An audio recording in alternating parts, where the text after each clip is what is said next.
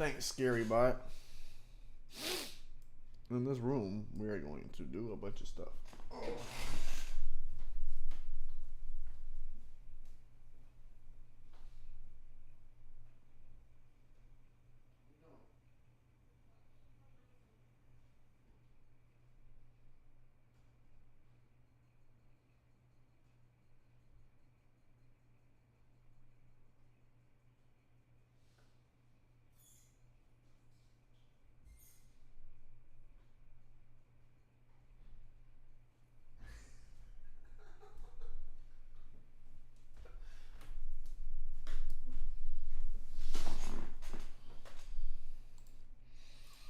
In this room, we're going to be covering the web vulnerability that is command injection. Once we understand what this vulnerability is, we will then showcase its impact and the risk it imposes on an application. Then, you're going to be able to put this knowledge into practice, namely, how to discover the command injection vulnerability, how to test and exploit this vulnerability using payloads designed for different operating systems, In this room, we're going to be covering the web vulnerability that is command injection. Once we understand what this vulnerability is, we will then showcase its impact and the risk it imposes on an application. Then, you're going to be able to put this knowledge into practice, namely, how to discover the command injection vulnerability, how to test and exploit this vulnerability using payloads designed for different operating systems, how to prevent this vulnerability in an application. Lastly, you'll get to apply theory into practice learning in a practical at the end of the room. To begin with, let's first understand what command injection is. Command injection is the abuse of an application's behavior to execute commands on the operating system, using the same privileges that the application on a device is running with. For example, achieving command injection on a web server running as a user named Joe will execute commands under this Joe user, and therefore obtain any permissions that Joe has. Command injection is also often known as remote code execution, RCE, because of the ability to remotely execute code within an application. These vulnerabilities are often the most lucrative to an attacker because it means that the attacker can directly interact with the vulnerable system. For example, an attacker may read system or user files, data, and things of that nature. For example, being able to abuse an application to perform the command woami to list what user account the application is running will be an example of command injection. Oh. Command injection was one of the top 10 vulnerabilities reported by Contrast Security's FSEC Intelligence Report in 2019. Contrast Security FSEC, 2019. Moreover, Awesome. That framework constantly proposes vulnerabilities in its nature as one of the top 10 vulnerabilities of the web.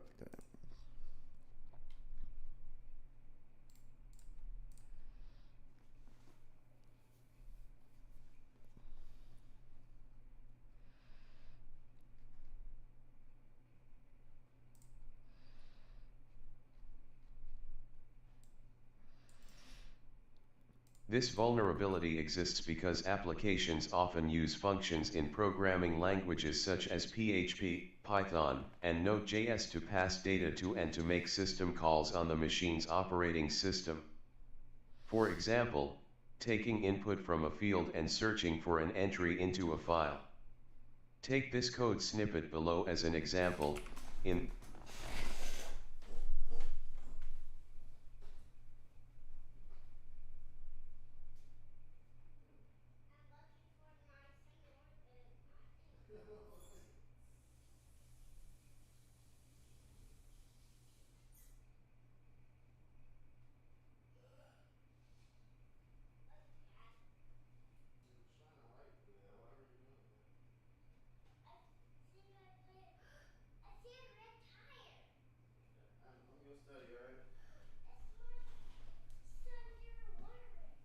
Cool.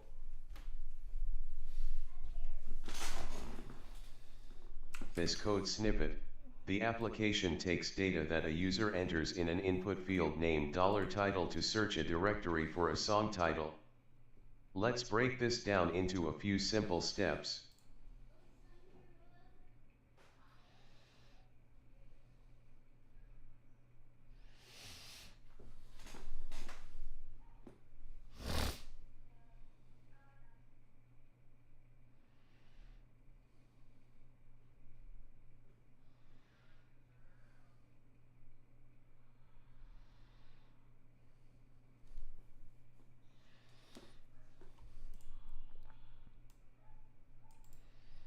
One, the application stores MP3 files in a directory contained on the operating system.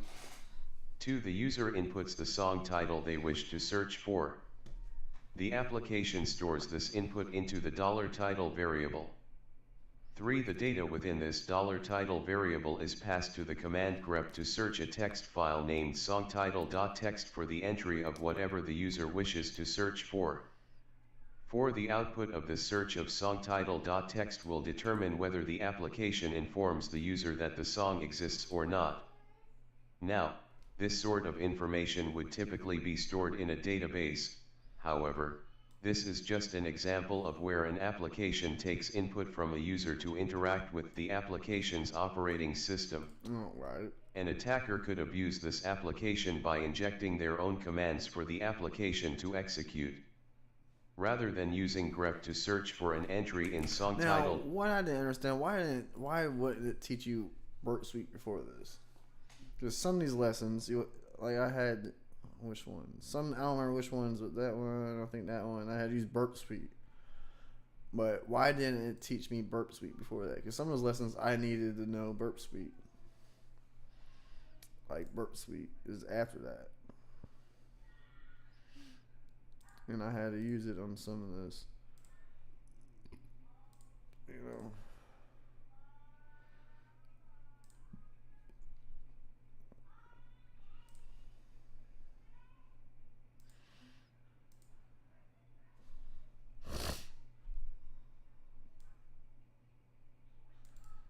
An attacker could abuse this application by injecting their own commands for the application to execute. Rather than using grep to search for an entry in songtitle.txt, they could ask the application to read data from a more sensitive file. Abusing applications in this way can be possible no matter the programming language the application uses.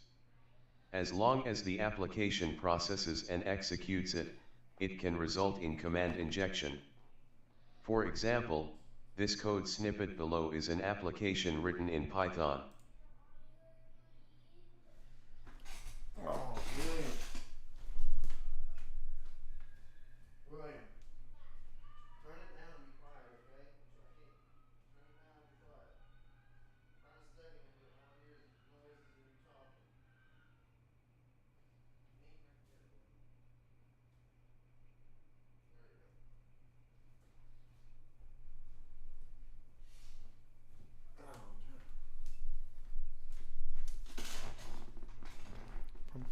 Port flask. I forgot what flask was. What's flask in Python? Yeah.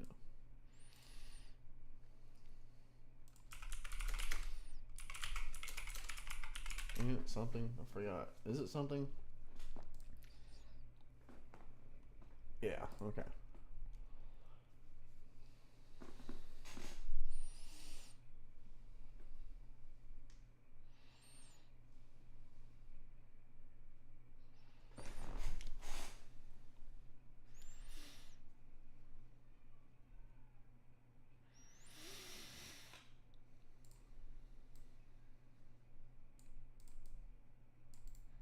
Note, you are not expected to understand the syntax behind these applications.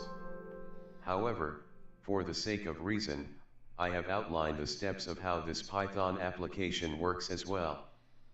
The Flask package is used to set up a web server, a function that uses the subprocess package to execute a command on the device we use. A function that uses the subprocess package.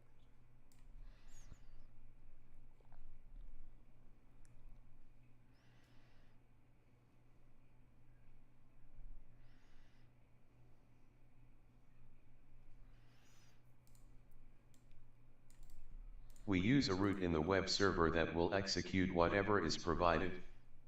For example, to execute WoAMI, we'd need to visit HTTP URL.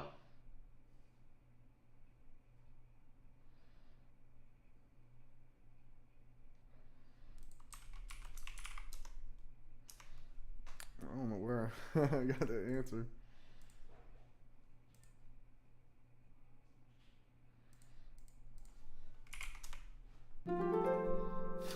Easy.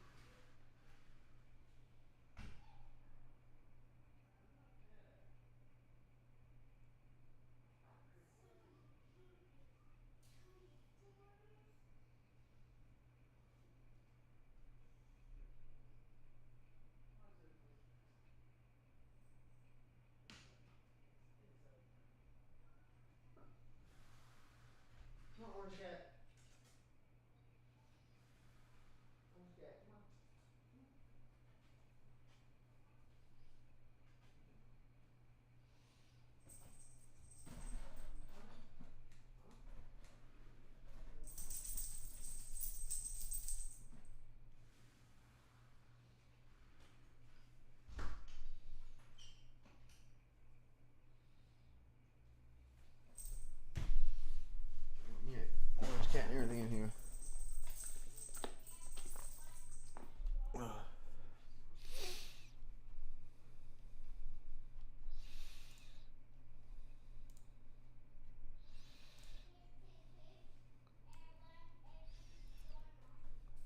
Jeez, that's a bunch of shit to read.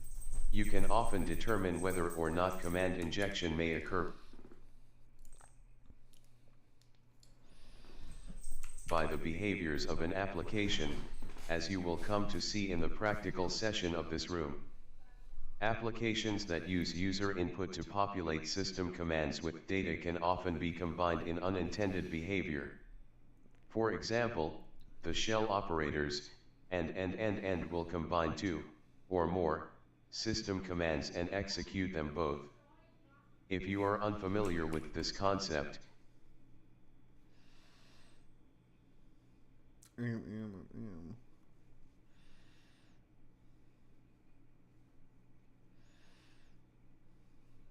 it is worth checking out the Linux Fundamentals module to learn more about this.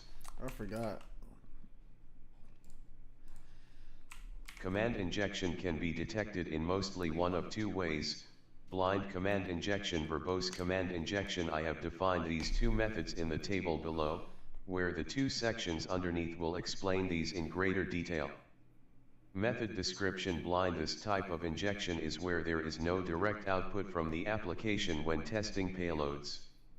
You will have to investigate the behaviors of the application to determine whether or not your payload was successful. Verbose: this type of injection is where there is direct feedback from the application once you have tested a payload. For example, running the WoAMI command to see what user the application is running under. The web application will output the username on the page directly. Detecting blind command injection. Blind command injection is when command injection occurs, however, there is no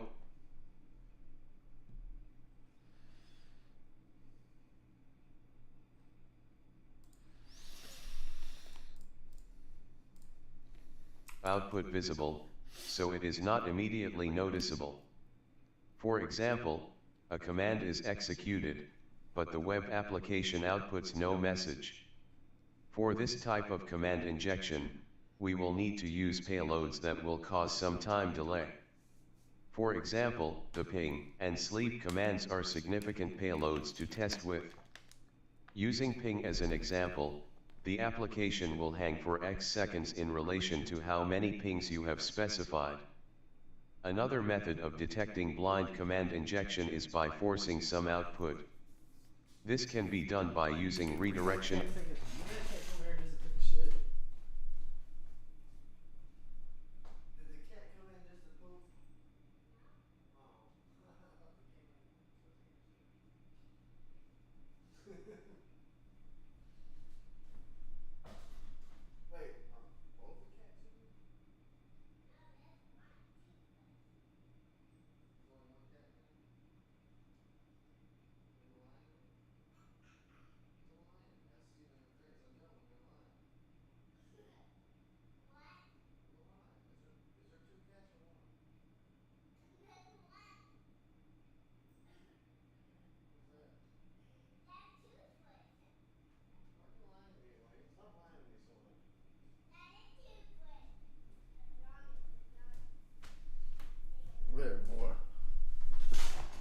Damn, where was I? Operators such as.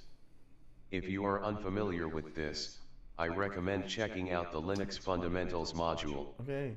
For example, we can tell the web application to execute commands such as woami and redirect that to a file.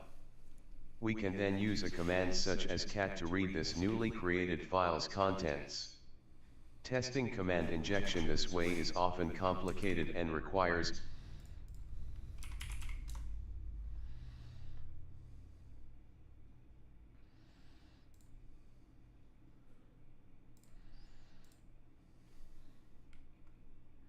quite a bit of experimentation, significantly as the syntax for commands varies between Linux and Windows. The curl command is a great way to test for command injection. This is because you are able to use curl to deliver data to and from an application in your payload. Take this code snippet below as an example. A simple curl payload to an application is possible for command injection. Curl HTTP URL.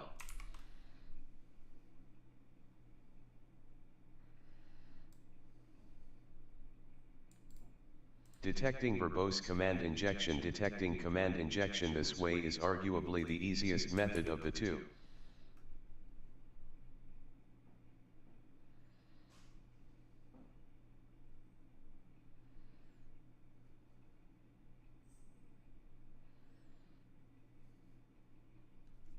Verbose command injection is when the application gives you feedback or output as to what is happening or being executed.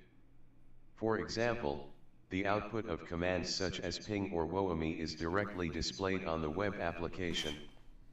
Useful payloads. I have compiled some valuable payloads for both Linux and Windows into the tables below.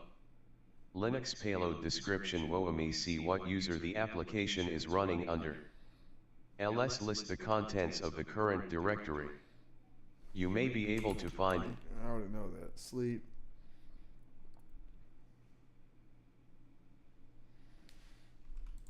What does the sleep command do in Linux?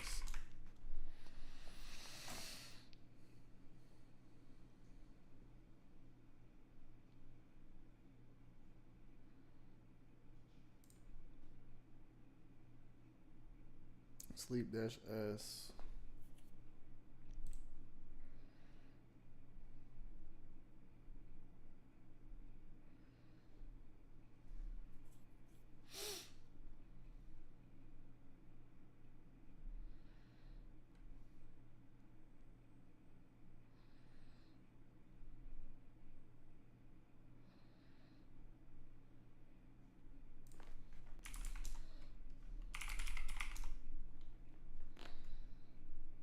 Let's try PowerShell.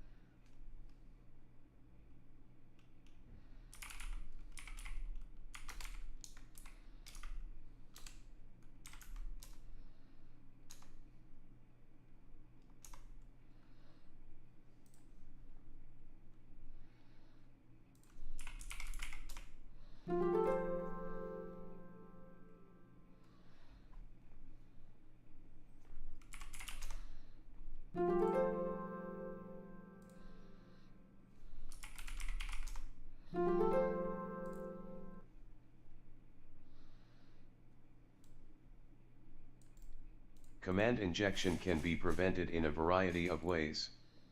Everything from minimal use of potentially dangerous functions or libraries in a programming language to filtering input without relying on a user's input. I have detailed these a bit further below. The examples below are of the PHP programming language. However, the same principles can be extended to many other languages. Vulnerable functions in PHP. Many functions interact with the operating system to execute commands via shell. These include exec pass-through system. Take the snippet below as an example. Here, the application will only accept and process numbers that are inputted into the form. This means that any commands such as woami will not be processed. Oh my.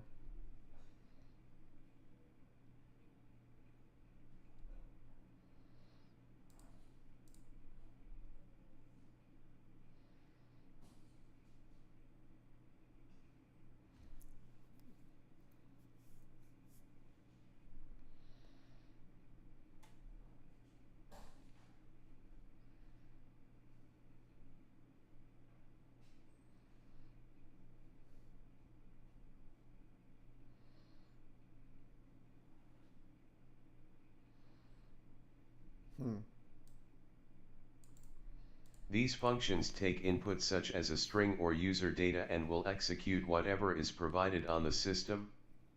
Any application that uses these functions without proper checks will be vulnerable to command injection.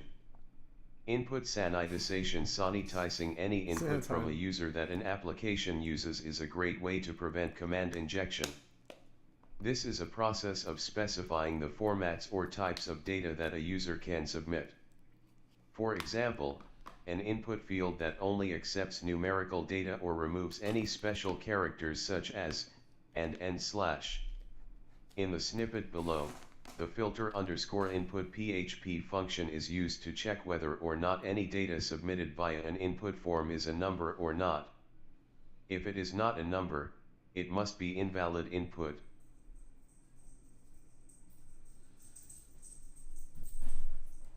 What are you doing, beautiful? Bypassing filters. Applications will employ numerous techniques in filtering and sanitizing data that is taken from a user's input. These filters will restrict you to specific payloads. However, we can abuse the logic behind an application to bypass these filters. For example, an application may strip out quotation marks.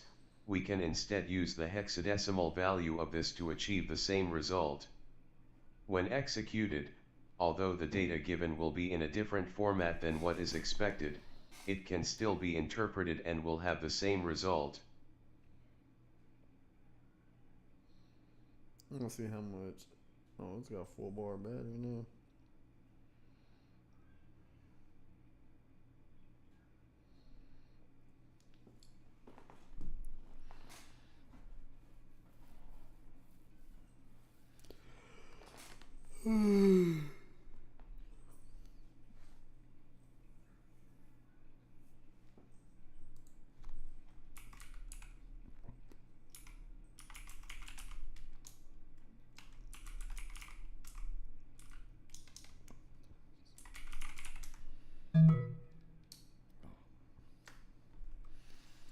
They spell their shit weird. They spell their shit weird.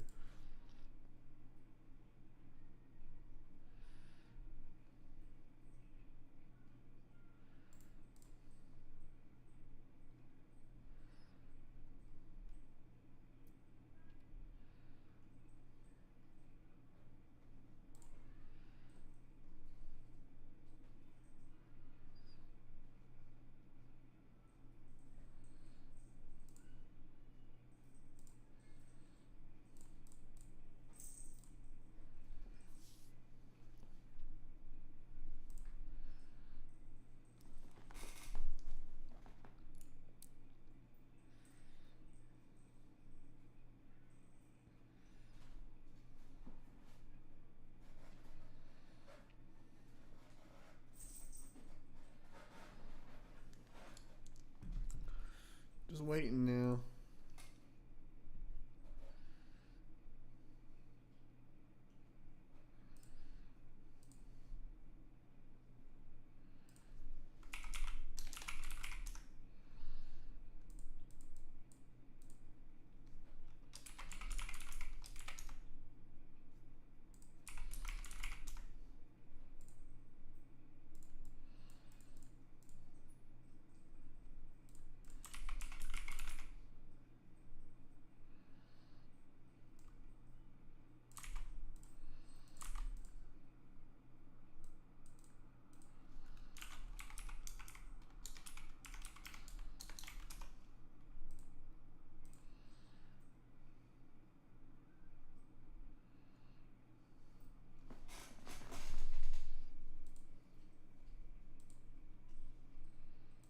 Hmm.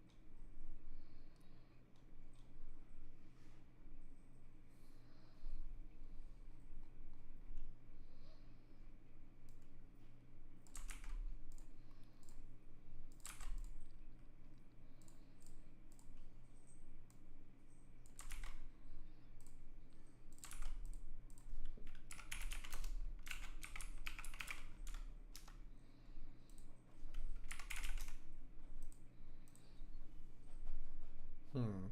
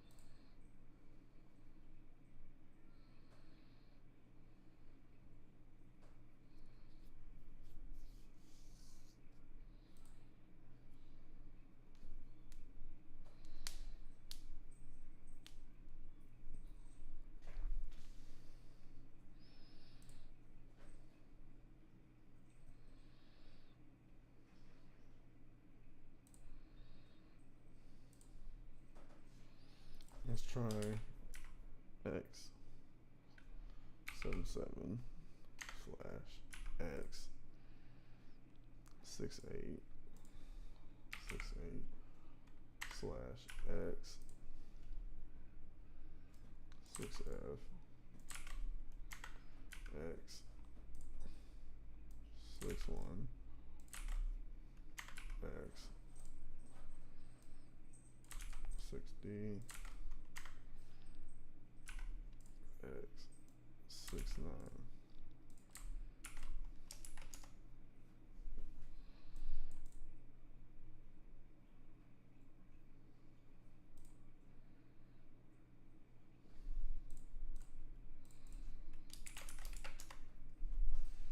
Fuck, man, I don't know.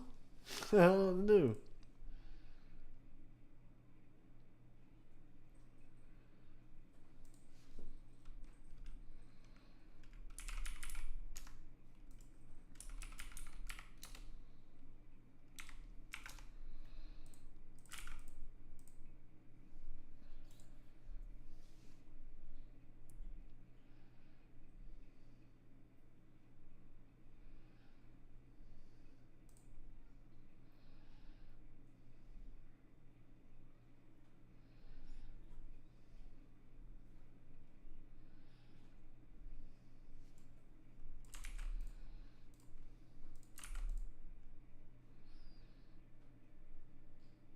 I don't know.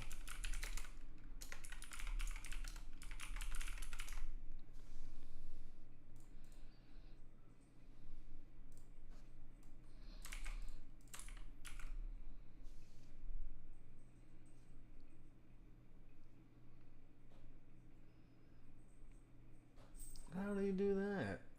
It just didn't.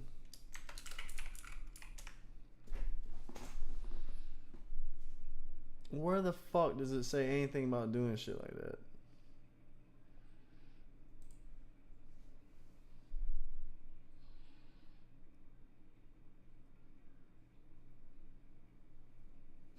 Can anyone explain that?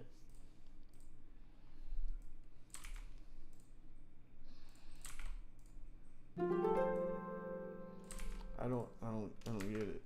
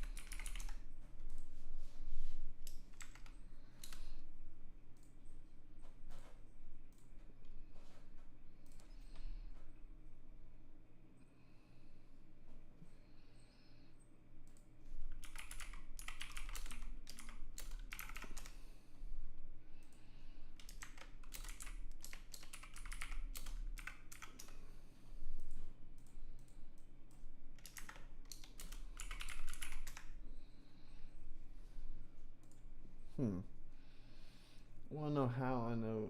How do they know to do that? That's it right there. I want to know how do they know that?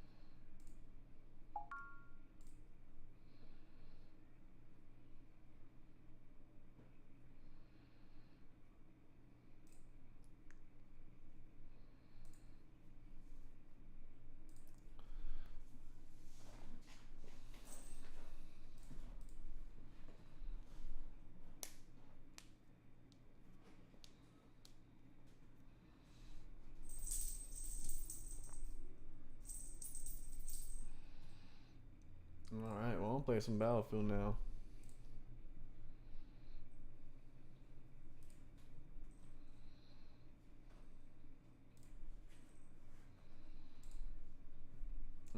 as well.